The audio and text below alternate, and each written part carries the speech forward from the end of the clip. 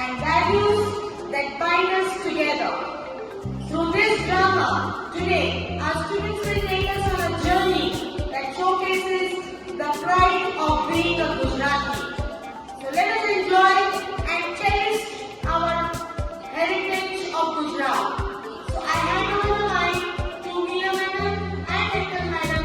Let us see a Gujaratiમાં ગુજરાતમાં રહીને શું કહેવા માંગે છે. ગરવી ગુજરાત, જય જય ગરવી ગુજરાત, જય જય ગરવી ગુજરાત. આપણે બધા ગુજરાતમાં રહીએ છીએ, બરાબર ને?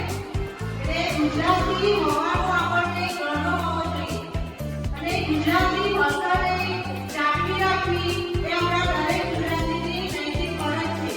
તો નરેન્દ્ર મોદી જે આપણી ગુજરાતી ભાષાને ખૂબ જ મહત્વ આપે છે અને આપણા જે ગુજરાતીઓ છે એ લોકો પણ દેશ વિદેશમાં પોતાની ખ્યાતિ મેળવીને આખા દેશ વિદેશમાં પ્રખ્યાત થયા છે. તો આજે આપણે એવો જ એક ગુજરાતી દિવસને ઉજવવાનો પ્રોગ્રામ રાખ્યો છે.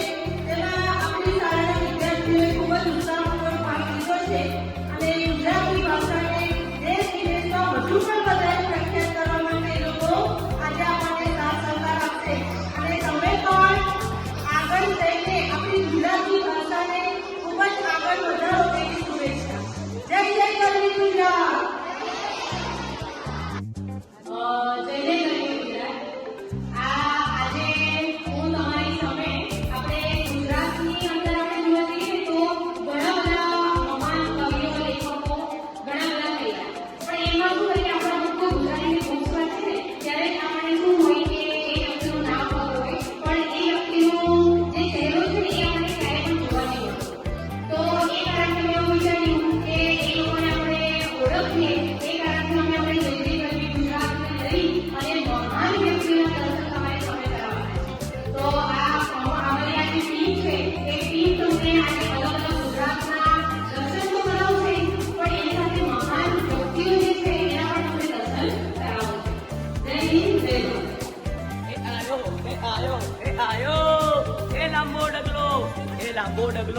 એ લાંબો ડગલો મૂઠો વાકડી શિરે પાકડી રાતી હું ગોળ ઠુમકતો રંગ રંગીલો રંગલો હું રંગ રંગીલો રંગલો તા થઈ. અરે ઓ મારા વાલા ભાઈઓ ને બહેનો, સૌ કેમ છો? મજામાં ને? બધા લોકોને જોઈને મારું દિલ ખૂબ ખુશ થયું. હો, અરે મારી રંગલી ક્યાં ગઈ? નક્કી કોઈ સાથે વાતો કરતી હશે, એને તો બોલ્યા વગર જરાય ન ચાલે. રંગલી, અરે ઓ રંગલી, આવી હો આવી. હે લાંબો ડગલો સિરે ઓઢની હરતી ફરતી વાતો કરતી હું રંગ રંગીલી રંગલી. એ રંગલા, આજે તું મને આ કઈ સ્કૂલમાં લઈ આવ્યો છે? આજે હું તને અક્ષર પબ્લિક સ્કૂલમાં લઈને આવ્યો છું. પણ કેમ? આજે આપણે અહીંયા બધાને ગુજરાતી ભાષાનું મહત્વ સમજાવવા આવ્યા છીએ. તો ચાલ આપણે આ લોકોને નાટક દ્વારા ગુજરાતીનો વટ બતાવીએ. તા થૈયા તા થઈ. અરે યાર, અહીંયા યાર શું થયું? મેં તને કેટલી વાર કીધું છે કે આઈ ડોન્ટ લાઈક ઇન્ડિયા, તો પણ તું મને અહીંયા લઈ આવી છે. તે મને ફક્ત 5 દિવસનું કીધું, આજે 15 દિવસ થઈ ગયા. I want to go back to Germany.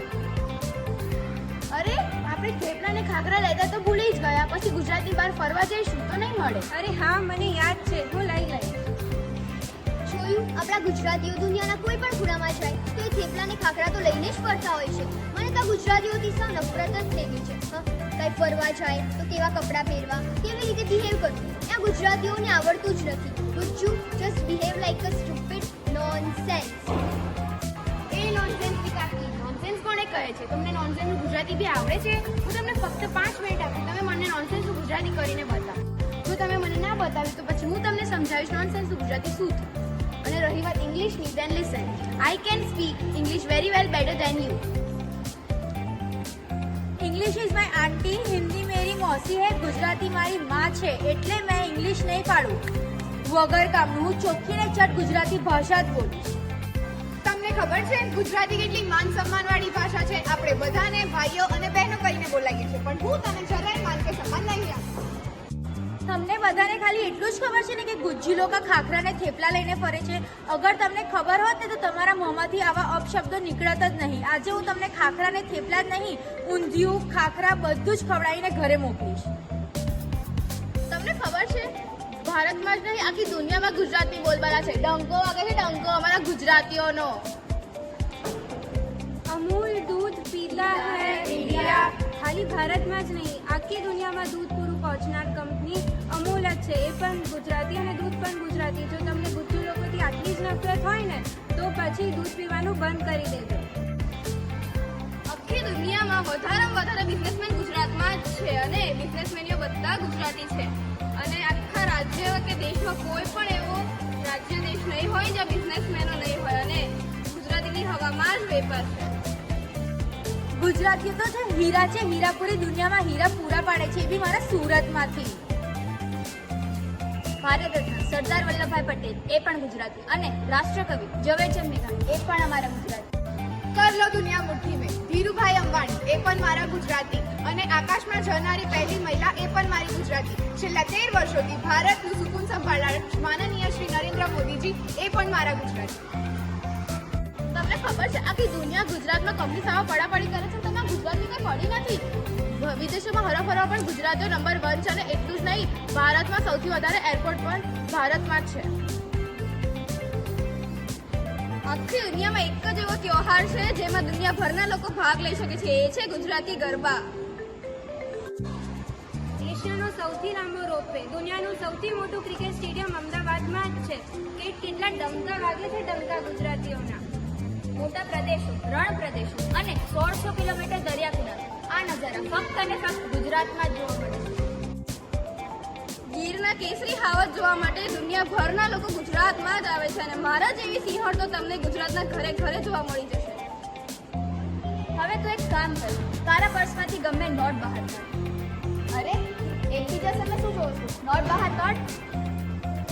જો હવે કોણ દેખાય છે? બાપુ દેખાડો. બાપુ વૈષ્ણવજન તો તેને કહીએ પીર પરાઈ જાણે. બાપુનું પૂરું નામ મોહનદાસ કરમચંદ ગાંધી. પોતે પોતળી પહેરતા, જેમાં ખિસ્સું નહોતું, પણ આજે દરેકના ખિસ્સામાં બાપુ જરૂર છે.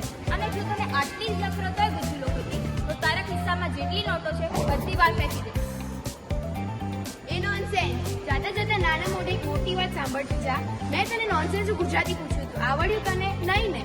હવે હું તને નોનસેન્સ ગુજરાતી સમજાવું. અમારી ભાષામાં નોનસેન્સ ગુજરાતી એટલે મીઠા વગર કે મીઠા વગર ના. હવે તો તું સમજી ગયું કે મીઠા વગરનું કોણ છે. આખા ભારત દેશમાં મીઠું પૂરું પાડનાર રાજ્ય ગુજરાત જ છે. હર હર મહાદેવ, જય જય ગરવી ગુજરાત.